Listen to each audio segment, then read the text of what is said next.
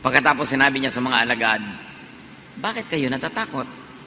Hanggang ngayon ba'y wala pa rin kayong pananampalataya?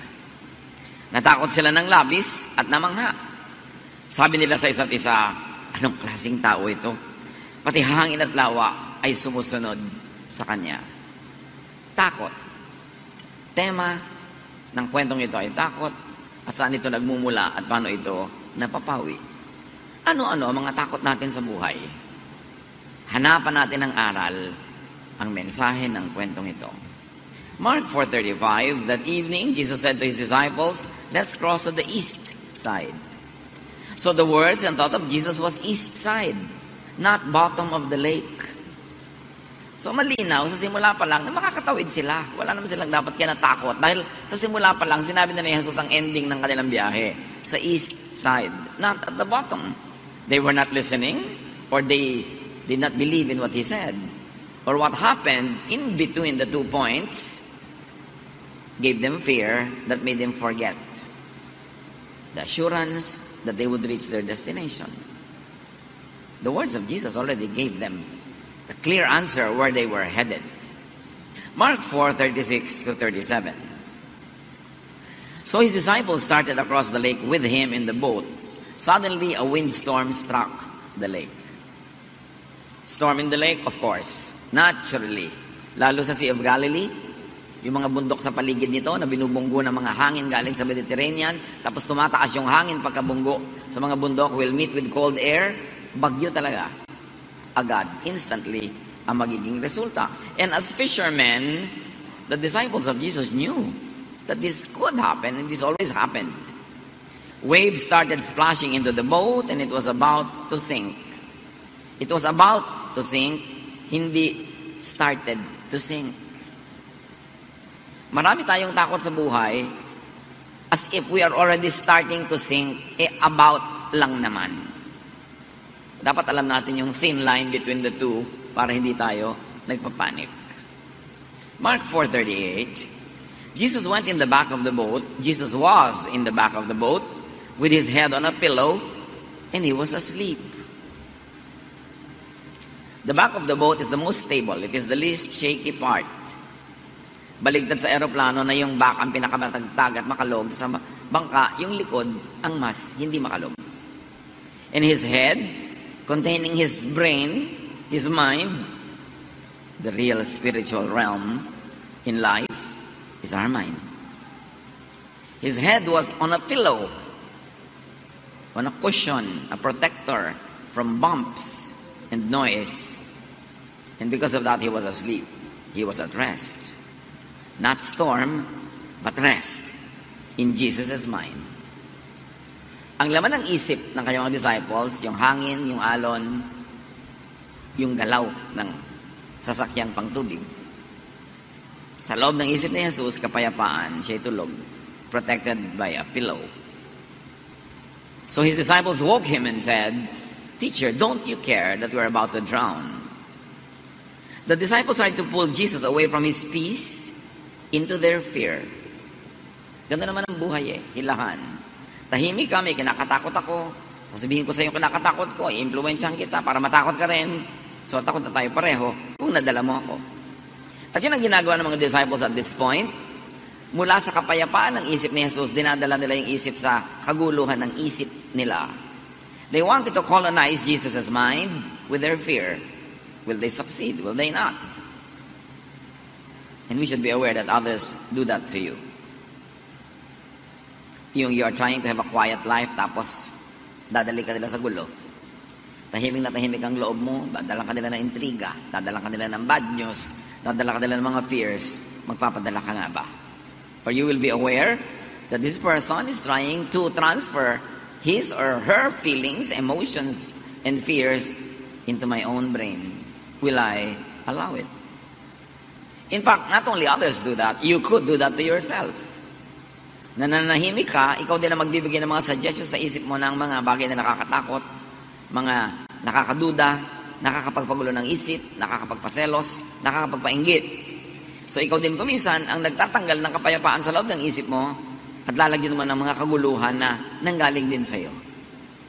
This story is so beautiful because it could be appreciated from many layers. Mark 4:39, Jesus got up and ordered the wind and the waves to be quiet. The wind stopped and everything was calm. So as we see, Jesus did not let the thought or fear of the disciples dominate his mind. Hindi siya nagpadala. You can, and in fact, you should do the same most of the time. May mga cases naman na dapat talaga tayong maapektuhan, dapat din tayong mag-share nung iniisip nung nag-share sa atin, kasi valid. Pero maraming mga fears are born of being just contaminated by a fearful mind of another person. Dapat tayo merong paninindigan, buo ang ating loob na hindi tayo agad-agad na nadadala, nagagalit nila, natatakot, o kaya ay naloloko. Malinaw dapat sa atin, ano ang ginagawa ng isip niya sa isip ko? Ini-influence ba niya? Negative ba? Positive ba? Dapat tayong aware. Mark 4:40, Jesus asked his disciples, "Why were you afraid? Don't you have any faith?" Faith is thought. So Jesus is saying fear is lack or absence of faith. Or fear is absence of faithful thought. Fear is really thought.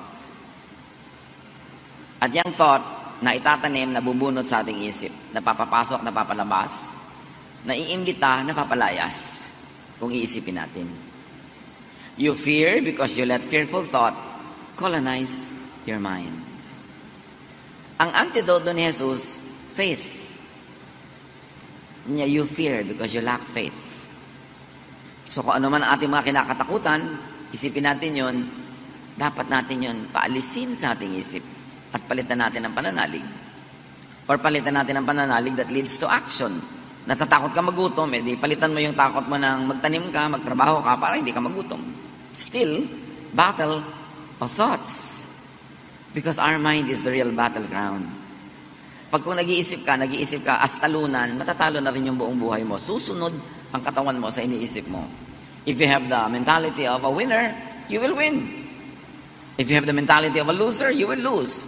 Because the battle happens in the mind. It is the real spiritual realm, where spiritual battle between good and bad, between all contrasting ideas, happen. Kaya pinakamahalaga binabantayan ng isip. Binabantayan ng iniisip, binabantayan natin yung nagbibigay ng mga bulong-bulong sa tenga natin, ang mga nakikita ng ating mata, nararamdaman ng ating balat, ng ating katawan, kasi pwede niyang ma-influence ang ating isip. Nananahimik ka, biglang may isang dadaan na kaakit-akit, sumunod ka na. Dahil sa isip mo, pumasok yung isang tukso, sumunod ang yung buong katawan, at mamaya yung buong buhay at ang mga mahal mo sa buhay na sangkot sa iyo. It all begins with a thought. Mark 4:41. Now they were more afraid than ever and said to each other, "Who is this? Even the wind and the waves obey him." Dapat sana natahimik na sila nung napatahimik yung bagyo. Pero lalo pa rin silang natakot. These men choose to be always afraid. The same heat that melts the wax hardens the clay. So the same event that could have given them peace now gave them more worry and more fear. So it's really a choice. You can choose to be a warrior. You can choose to be always afraid, or you can make the other choice, the other extreme. So the disciples let and made more fear, not peace, park in their minds. What do you allow to park in your mind? Peace or fear? Trust or distrust in God? Worry, anxiety, jealousy, anger, lahat yan ay thoughts. Pero yung thought na yon, pag nasa brain na natin, mapapakilos ang ating kamay, ang ating paa, ang ating bibig, ang buong buhay natin, pwedeng paandarin ang thought. In fact, lahat thought. Bakit ba yung aeroplano nakakalipad? Somebody thought of doing it. Nagkaroon ng mga unang experiment, in-improve, ngayon nakakalipad na. May nag-isip eh. Bakit ang isang karayom, ihulog mo sa tubig, lulubog, yung barko lumulutang, mas mabigat. May nag-isip kung paano gagawin yon. Ang kahanga-hanga na naisip ng mga tao, facts. Bakit nandito pa yung papel ko pero nakarating na sa kanya? May nag-isip. Pag naiisip ng tao, pwede mangyari. At ang faith ay isang uri ng pag-iisip. Kaya sabi ni Jesus, if you believe, nothing will be impossible for you. Ito ang pinakamahalagang bahagi ng ating pagkatao, yung ating isip. Pero itong madalas hindi natin talaga binabantayan. Binabantayan mo yung bag mo, binabantayan mo yung kwarto mo, binabantayan mo yung bakuran. Pero yung utak ko, ano-ano na lang. May advertisement na pumasok sa utak mo, hindi mo alam, naghahanap ka na pala sa fridge nung sinabi ng advertisement na kainin mo ngayon. Yung may nadinig ka, may nabalitaan ka, nakakapagpatakbo ng buhay mo yon. Dapat aware ka kung alin ang tatanggapin, alin ang tatanggihan, at alin ang partly tatanggapin, partly tatanggihan. Itong mga disciples, buong-buo nilang niyakap yung idea of fear. Now, life, like the lake, will naturally have storms and troubles. Kayo po, ano storm nyo ngayon? Pag meron, di ako magtataka. Ang magtataka ko, wala. Kasi ang wala lang storm, ang wala lang problema, yung patay. Pag buhay ka, natural. Parang, uy, may storm sa lake, natural. Sa buhay ko may problema, natural. Pero, ikaw ba yung Jesus na natutulog through the storm o mga disciples na namumroblema, natatakot, nanginginig? Position yourself at the back of the boat where Jesus is, where there is least shake. Ano yung back ng boat? Pinag-usapan nga po natin mga kapatid. Yun yung pinaka-stable, pinaka-tahimik, pinakapayapang bahagi ng bangka. Ganon din yung buhay natin. Merong stable, payapa at tahimik na bahagi. Halimbawa, yung bahaging hindi ka nandanakaw, hindi ka nandadaya, hindi ka nagsisinungaling, wala kang inaapi, tahimik na buhay yun. Tahimik na bahagi ng buhay. Kesa yung may dinaya ka, siyempre bukas malalaman niya. May ninakawang ka, bukas gagantihan ka niya. May sinaktan ka, gaganti sa sayo. Yun yung harap ng bangka. Yun yung makalog, magulo. Alam mo, may magulong buhay at may tahimik na buhay. Ang itinitinda mo, mga bawal na produkto, mga fake. Magulong buhay yan. Huwag mo expect yan na magiging fear-free ang buhay mo. Kasi magulo yun eh. Yung nakikipagrelasyon ka, yung pala may asawa na siya. Alam mo, magulo ang susuotin mo. Yung nagnanakaw ka ng credit ng iba, nagnanakaw ka ng ideya. Sa buhay na ito, pwede nating piliin kung doon tayo sa tahimik na lugar o sa magulo. May mga tao, chismisan at chismisan, doon ka pa makikiumpok. Alam mong gulo yung lugar na yon. Meron naman mga tao na nakikita mong napakahusay nila mamuhay, hindi sila nakikialam sa buhay ng iba, productive sila. Pag doon ka nakisalamuha, yun yung likod ng bangka, mas tahimik yun. Hindi ka masyadong maliligalig doon. Yung buhay na sobra kong makapaglustay. Pagkatapos, pag may pangangailangan, walang pera. Pag may sakit, walang pera. Pag kami namatayan, walang pera. Yun yung part ng bangka na magulo. Pero yung nagsisikap, kumikita, nag-iipon ng konti, kahit man lang, meron kang aasahan pag nangangailangan ka. Hindi ka masyadong laging naliligalig. Mas stable. This boat is a very beautiful metaphor. So, saan tayo lumulugar sa buhay? Kadalasan, tayo ang naglagay sa atin doon sa gulo na yon, kaya magulo. Kundi lang dahil nadamay tayo kasi may mahal tayo sa buhay na pumunta doon, siyempre nadadamay tayo dahil mahal natin siya, nadadala tayo niya sa kanyang gulo. It is important. The back of the boat is the mind of Jesus. It is the godly, spiritual world. It is the rock, not sand. Stable. Pwedeng asahan. Ang pamamaraan ni Jesus, yun yung back of the boat na tahimik. Yung pamamaraan niya na sinabi niya, forgive. Yun ang tahimik eh. Yung naghihiganti, magulo yun. Yung sinasabi niyang love people instead of hate them, yun ang tahimik. Yung sinasabi niya, hinihingi niya yung dala mo, bigyan mo pa, dagdagan mo pa, para matahimik siya, titigilan ka niya. Yun ang tahimik na pamamaraan. Hindi nag-aagawan kayo at nakikipag-agawan ka lagi. Yung sinasabi ni Jesus na tumulong ka sa kapwa, kesa sa nanglalamang ka sa kapwa, yun ang tahimik na paraan. That is the back of the boat. That is the mind of Jesus. That is the spiritual realm in which we should operate. And in life, we should benefit from and use all possible helpful positions. Like the back of the boat. Like, have pillows. Get help. Ano ba mga pillows ng buhay natin? mga kaibigan, mga kasama natin na sinishield tayo from too much shake, from too much collision with other hard objects. Yung mga kaibigan mo na inilalayo ka sa gulo, pinapayuhan ka na maganda, tinuturuan ka, kesa mga taong lagi ka nilang isinusuong sa gulo, pinapasok sa away, pinapahamak, hindi pilo yun, bato. Kaya pag nakapatong ang ulo mo sa bato, konting uga, nakakabukol ka na agad. At may mga tao sa paligid natin na pillows, may mga tao na bato, malalaking bato, na nakakabiyak ng ating mga bungo. So again, pipili ka, saan ka sa sandal, kanino ka sasama. It's a choice. Help and get help. And then prepare for times of need. Yun yung back of the boat. A more secure portion and part of life is to be prepared for times of needs. Yung nagtatanim ka para ka may anihin. Nag-iipon ka para may magastos ka sa pangangailangan. Yung meron kang panggastos pa nagkasakit ka o may insurance ka man lang.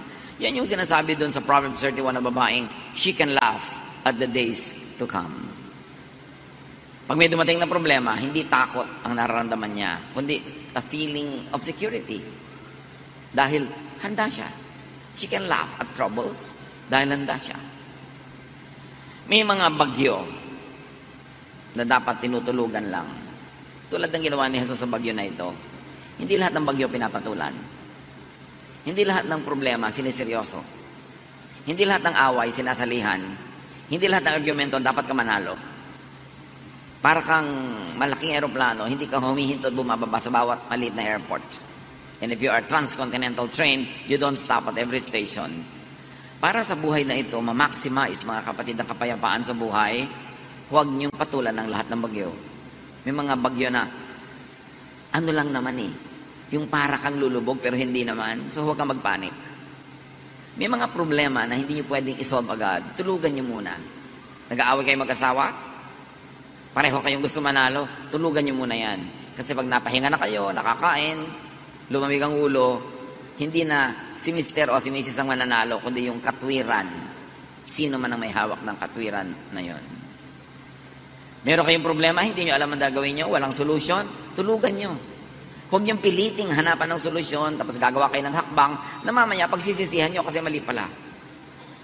Pag wala kayong alam na dapat gawin, edi wala kayo dapat gawin, kasi wala pala kayong alam Pastor, ano pong gagawin ko sa problema ko? Ano nga ba iniisip mong gagawin? Wala po akong maisip. Matulog ka muna. Nakakamatay ba yung problema mo ngayon mismo? Hindi po naman po. Hindi naman pala Matulog ka na muna. Magpahinga ka. Parang nung araw na nagka-counsel pa ako sa telepono, sa landline na itinigil ko, salamat na lang.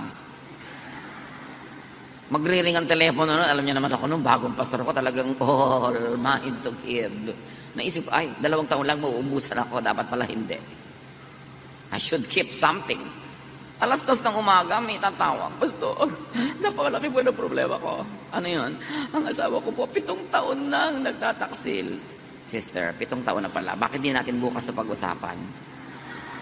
Hindi naman makapahintay ito ng bukas, nakaka-7 taon na pala, bakit mo ako ginigising? Ganun po ba? Oo, ganun nga. Tumawag ka bukas. Hindi ka naman mamamatay ngayong gabi, di ba? Hindi naman po. Ayun naman pala, patulugin mo ako. Pangit ako magpayo pag puyat. So, ganun. Mga kapatid, may mga problemang itulog nyo. Galit na galit ka sa asawa mo, sa anak mo, pero it's not the time to talk. Bukas na.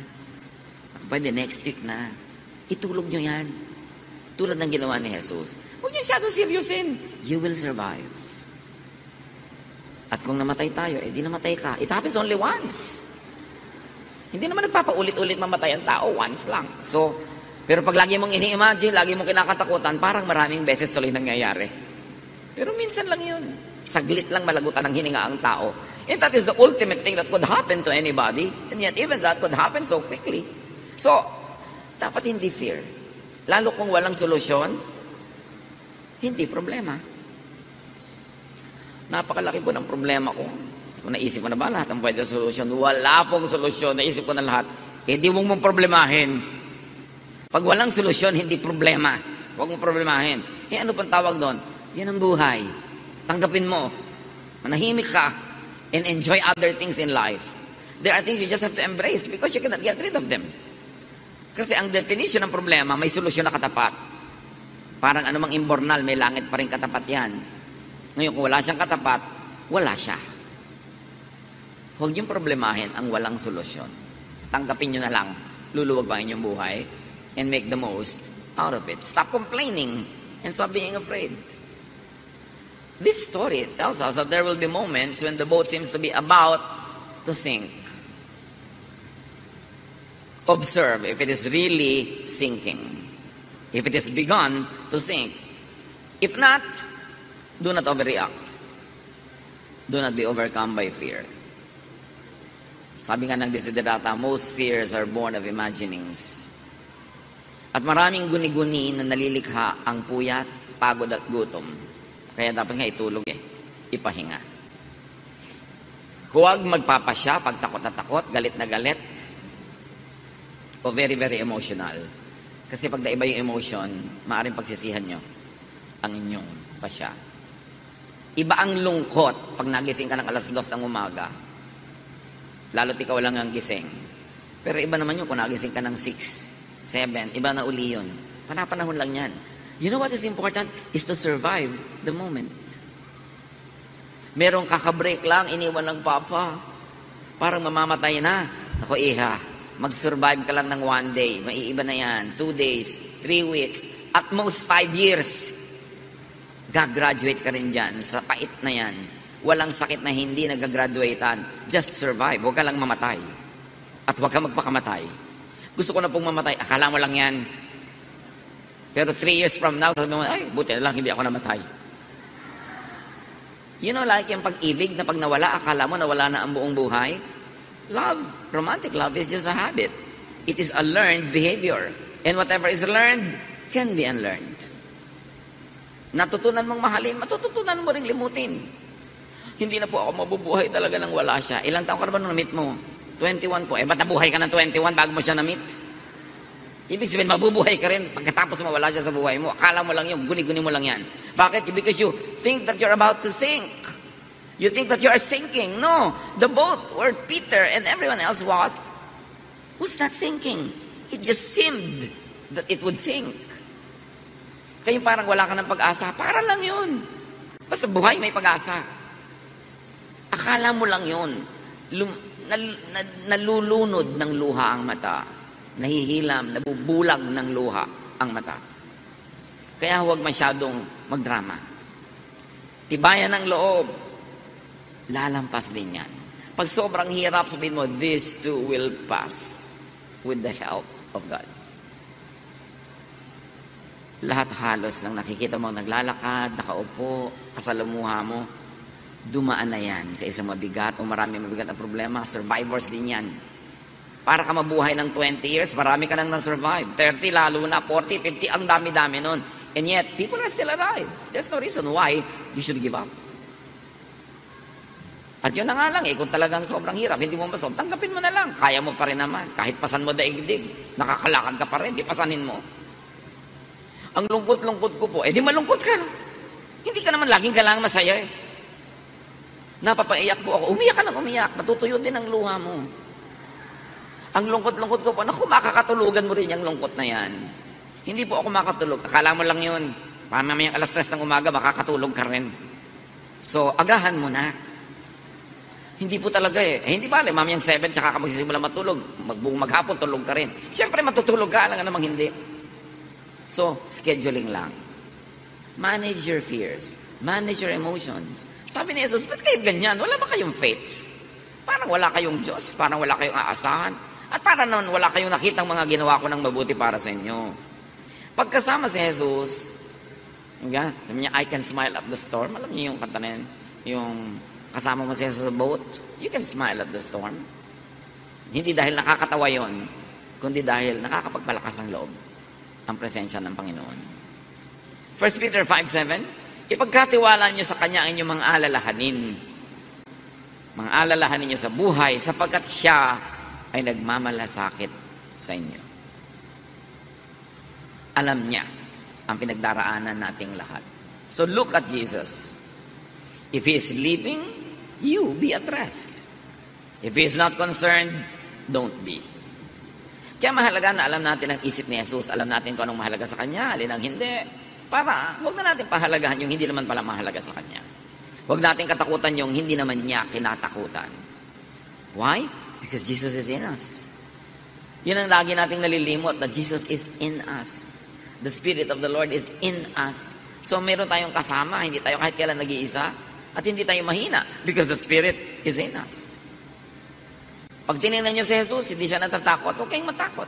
Parang sa aeroplano, yumayagyag yung aeroplano, kumakalog-kalog, pero nakita niyo yung stewardess, patuloy pa yung nag-aayos sa mga plato-plato, hindi siya natatakot. O, tingnan niyo siya. So, niyo kung nakakatakot nito, uupo na yan, magsi-seatbelt na. So, I should not be concerned.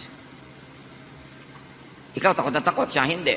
Magkaiba lang yung isip niyo, pero magkaiba yung blood pressure, magkaiba ang sitwasyon ng katawan niyo, kasi magkaiba ang iniisip niyo. Don't be too concerned about many things. Know what the basics are, and if the basics are there, be happy with all the other things, whether they are there or not. Sabi ng Panginoon kay Martha sa Luke 10:41, Martha, you are worried and upset about many things, but few things are needed. Or, indeed, only one is needed. The storm outside cannot enter if the mind is filled with faith. Nakakapasok ang takot kasi may space na dapat sana ang laman nun, faith. The law of impenetrability says only one thing occupies one place at one time. So kung puno ka ng faith, walang space yung fear. Inversely proportionate yan. The more faith, the less fear. The more fear means less faith. So fill your mind with Jesusness, with the thoughts, teachings, assurances of Jesus. And do not leave room for the devil, which in this case means negative thought or fear. Hindi laging may dalang malaking tinidor yung devil at hindi laging siyang mayroong buntot at mga sungay. Negative thought could be the devil. Hebrews 12:2, we must keep our eyes on Jesus, who leads us and makes our faith complete. In Ephesians 4:26-27, do not give the devil a foothold. Huwag ninyong bigyan ng pagkakataon ang diablo. Huwag niyong bigyan ng pagkakataon kayo, bigyan ng takot, bigyan ng galit, bigyan ng inggit, bigyan ng selos. Don't give the thought a chance. Reject it. You can say no. Sabi sa Bible, resist the devil and he will flee from you. Just say no. I don't like this thought. Get away from me. Don't entertain. And like we saw in the story, change the weather in the lake with your faith. You can change the weather in the lake with faith. Luke 10:17, when the 72 followers returned, they were excited and said, Lord, even the demons obeyed when we spoke in your name. Pati mga diablong kinakatakutan nila, nauutusan nila sa pangalan ni Jesus. Sa pananalig, walang imposible. At hindi laging salita lang, in the name of Jesus, in the name of Jesus. No. Yung storm sa lake mo is poverty. Hindi mo sasabihin, in the name of Jesus, lumayas ka poverty. No. Follow the teachings of Jesus. Plant. So you will harvest. And that is faith at work. Gusto mo tumahimik ang buhay mo, sundan mo si Jesus. Forgive. Make peace with people. And then your lake will be quiet. Metaphor yan eh. Sagisag, simbolo. Dapat basahin ang mas malalalim na kahulugan. Apply the Jesus way and you can quiet the storm around you. And these are emotional storms, mental storms, interrelationship storms. Pag sinunod mo si Jesus dahil nananalig ka sa Kanya, you can have the power of Jesus to quiet the storm. Or change the weather in your mind with your faith. So you can change the weather outside, or you can change the weather inside your brain with your faith. Na talagang may bagyo pero hindi ka pa rin natatakot, nagtitiwala ka. May mga kung ano-anong iniisip tayong pwede mangyari sa buhay, pero yung pagtitiwala mo ang nananaig, hindi yung takot. So pwede mong alisin yung bagyo kung papalitan mo ang paraan ng yung pag-iisip. May bagyo sa labas ng isip, physical, at may bagyong nasa isip. Mas madaling makontrol, basta alam mong magdisiplina ng yung isip. Romans 12:2, be changed by the renewing of your mind. Ang pagbabago is sa pagbabago ng isip. So kayo ba matatakotin? Ano sa mga thought habits nyo ang nagbibigay ng ganyan? Tayo ba ay nervyoso? Tayo ba ay inggitero? Puro pag-iisip yan. Kailangan makontrol nyo ang inyong isip para hindi kayo dalhin sa bagyo. Observe from Jesus and the disciples that peace and trouble are both in the mind. Romans 8:6, the mind governed by the flesh is death, but the mind governed by the Spirit is life and peace. So let the Spirit govern your mind. Watch your mind, watch your thoughts. Binabantayan yan kasi dadalhin yan tayo kung saan. Dadalhin niya tayo sa harap ng bangka o sa likod. Dadalhin niya tayo sa bagyo o sa tahimik at payapang panahon. Teach, train, and discipline your mind to have faith in God and not fear. 2 Timothy 1:7, sapagkat ang Espiritong ibinibigay sa atin ng Diyos ay hindi Espiritu ng kahinaan ng loob, kundi Espiritu ng kapangyarihan. Nasa Panginoon ka, you must have the spirit of a victor, a winner, a champion. Hindi yung para kang lagi na lang kailangan ligtas, kailangan tulungan, kailangan kaawaan, kahabagan. That's the spirit of a loser. At hindi yan bagay sa mga anak ng Diyos. Teach, train, and discipline your mind to think like the mind of Jesus. Pag ginawa ng masama, nagpapatawad.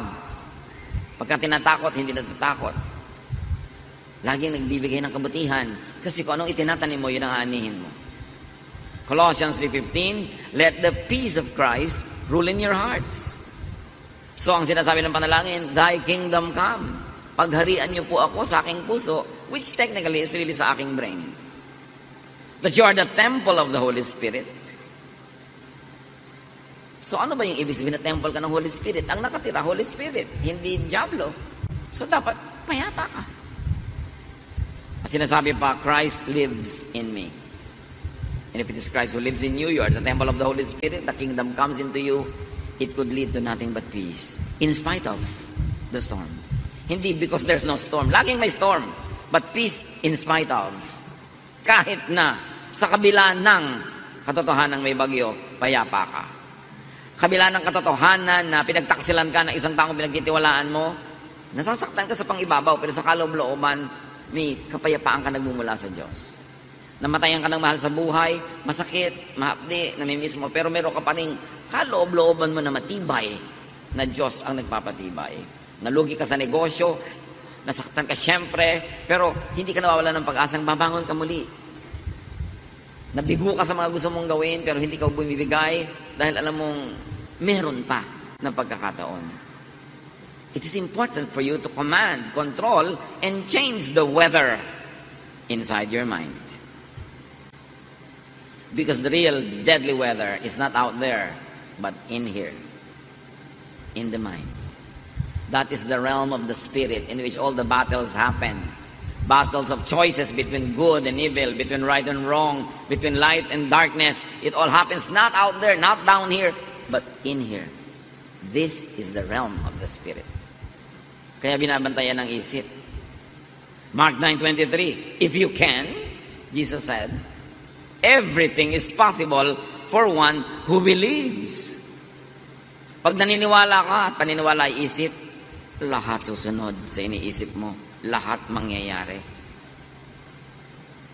Tulad ng bulwagan na ito, ginawa in 77 days.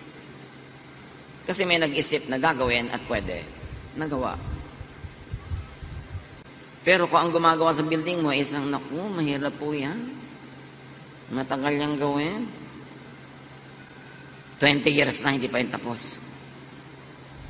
Naku, ang hirap po mag-aral. Ay, kaya pala, 15 taon ka lang sa grade 1. Pero meron naman, kaya ko po yan. Ako talagang grade 1 pa lang, nagiging grade 7 na.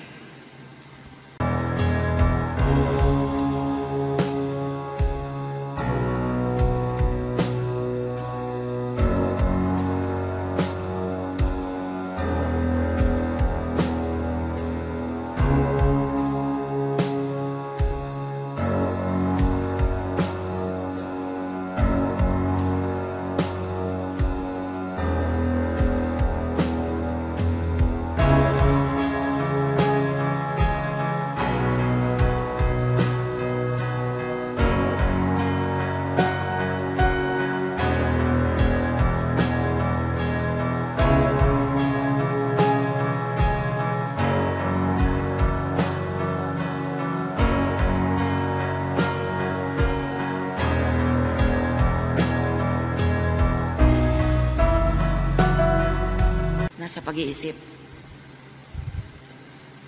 Belief and thought can make things happen. Lahat ng nag-achieve ng great things, inisip niya yon. Great Wall of China, bakit nagawa yon? May nag-isip, pwede yan. Mahirap po yan. Alam mo, mahirap sa buhay yung lagi mo kasama, mahirap po yan. Umalis ka nga sa harapan ko. Nakakawala ka ng inspirasyon kausap, lagi mahirap po yan. Mahirap talaga buhay. At kung hindi ka willing mahirapan, wala ka ma-achieve. Ano gusto mo lang? Laging madali. Naku, mahirap pong gawin niya. Pag gano'n lagi ang kausap mo, yun yung mga bato na unan. Lagi ka na uumpog. Rice terraces ng Banawe, ng buong Ifugao. Mga bundok-bundok na yun, pagtataniman mo ng palay. Paano mo yan didiligan? Ginawa nila, inisip nila, naniwala sila magagawa. Yung mga hindi natin nagagawa, malamang hindi lang tayo naniwalang magagawa. At pag hindi ka na naniwala, therefore hindi mo nagagawin. O ginagawa mo man, hindi ka ma-inspirado. So bali wala yung input na ginagawa mo, hindi rin talaga mag-a-achieve. You've got to believe. Lahat ng babasahin yung mga kwento ng mga taong may mga dakilang nagawa, naniwala silang pwedeng gawin. At ginawa nila. Teach your mind not to be a victim of the weather. Na lagi na lang para kang talo ng weather. Hindi po ako nakapunta kasi po umuulan. Last week yun. Ba't kahapon? Kasi po ang init. Kahit naman umulan at uminit, di ka pupunta kasi ang utak mo ayaw pumunta. Every willing heart will find a reason to do it, and every unwilling heart will find an excuse not to do it. It's in the mind. So make Jesus through your faith Lord over your weather. Walang imposible. Bihirang-bihira, konting-konti lang yun. Baka hindi mo nga ma-encounter sa short lifetime yung tunay na imposible. Lahat posible. Jesus transferred the thought of peace on his mind to the outside world, to the lake, to the wind, to the storm. Such is the peace inside the heart of Jesus that when he commanded it over the weather obeyed. Greater is he that is in you than he that is in the world. At hindi lang spiritual ang ibig sabihin nun, marami pa. Yang talent na binigay sa'yo, greater than the exams that you will encounter. Yang lakas ng katawan na binigay sa'yo, greater than all the feats and all the challenges that you are facing. Greater is he that is in you. Dapat mong huwag kakalimutan. Para hindi ka nagpapatalo agad, nagsisimula pa lang, nagpapatalo ka na. Hindi ko naman kasi kakayanin, so binigay ko na sa simula pa lang. That is the spirit of a loser. Jesus did so many things. You can and should do the same. Why? Because you were made in God's image. Jesus is the firstborn of the family of God. Ibig sabihin panganay, may mga kasunod at tayo yon, mga anak ng Diyos. Ang ibinigay kay Jesus ay ibinibigay din sa atin. Hindi lahat, pero marami. John 14:12, I tell you for certain that if you have faith in me, sabi ni Jesus, you will do the same things that I am doing. You will do even greater things. Gano'n na natin na-realize sa buhay natin yon, na nahigitan mo pa yung ginagawa niya. So sabi niya, you can do greater things. Iyon na lang pumantay tayo, ang laking achievement na, o sumunod man lang ng malapit-lapit, hindi sobrang layo. We have barely scratched the surface of our potential as children of God. We have barely understood the power of the Spirit that is in us. That same power that raised Jesus from the dead. The same power that made Jesus walk on water. The same power that made Jesus call the dead to rise. Nakadinig ang mga bingi, nakakita ang mga bulag, nakabangon ang mga lumpo. Sabi ni Jesus, you can do these things if you have faith. Kaya nga sabi na, wow, Lord, yung mga demonyo kinakatakutan namin noon, iniiwasan namin yung mga poses. Pagbanggit namin ang pangalan nyo, naglalayasan, sabi ganon, yun lang, natuwa na kayo, marami pang iba. Marami pang iba. Huwag kayong makontento sa level ng spirituality nyo na yun, ang tagal-tagal na para na kayo na-imbak na lang dyan. Kailangan mag-improve to the point that you can calm the weather. Either the weather out there or the weather in here. Being a Jesus believer and follower is being like Jesus. Seryosohin natin ang ibig sabihin na tayo ay naniniwala kay Jesus. Hindi lang sa bibig, hindi lang sa isip, sa gawa. Do what Jesus did, would do, and could do. In other words, sa mga anak ng Diyos, ang mga tunay na tumanggap kay Jesus, hindi laging nakaasa or dependent. Hindi laging feeling powerless. You have a can-do attitude. You have a winner's attitude because greater is He that is in you than he that is in the world. Iniwan ka lang ng nobyo mo, papakamatay ka na.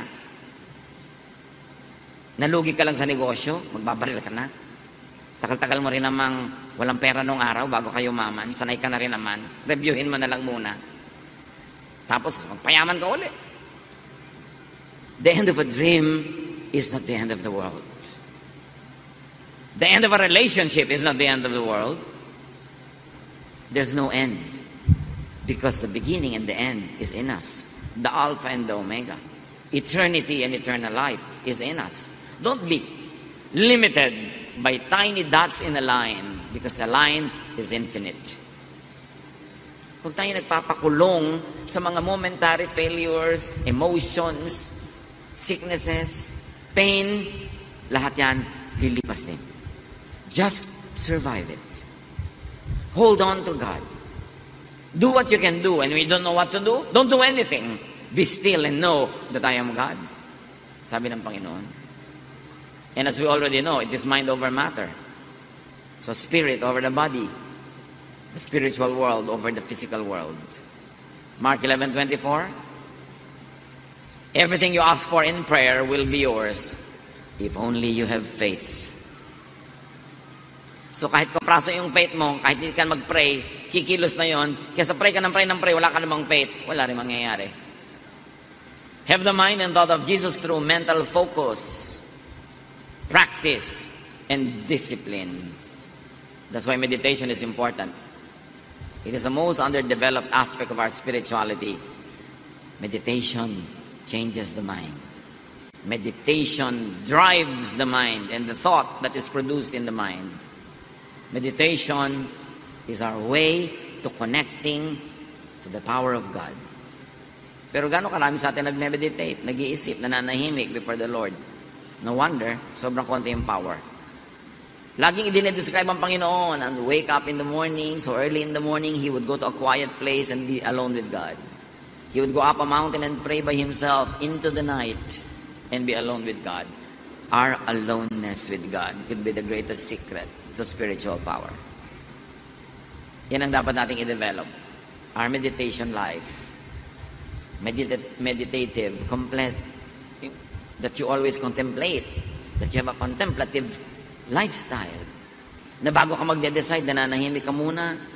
Kahit hindi ka magdasal at magsalita, nananahimik ka lang at madidinig mo ang tinig ng Diyos. Sobrang nang nawala sa buhay natin yung pananahimik.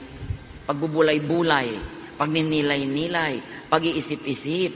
Lahat na lang ang bilis-bilis, tapos send. Pindot ng pindot. Kung mahahabol mo lang yung nawawalang papaliit na isinend mo, ay, bakit ko ba na-send? Lagi tayong nagmamadali. We've got to give God the space. Hindi yung magpe-pray ka bago matulog, nakahiga ka na kinabukasan mo na nalamang, ay, nakatulugan ko na pala ang prayer. Yung iba nga very skilled, kahit nakaupo, nakakatulog pa rin eh. Meditate. You will be like tree planted by streams of water. Your fruits come out in season, and your leaves do not wither. It is important to be planted by streams of water. And the stream of water is meditation and prayer. To be nourished by God.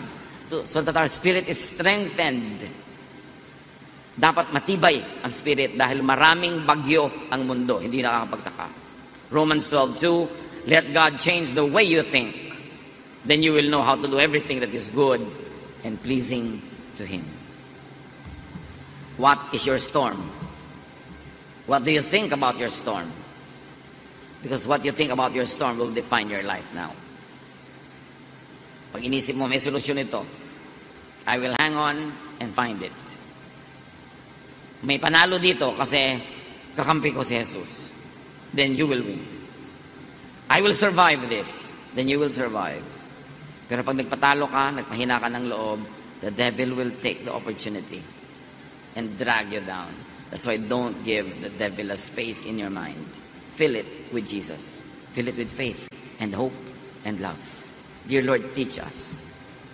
Teach us to Discipline our minds and thoughts so that in our minds, your will be realized. Pagbulay-bulayan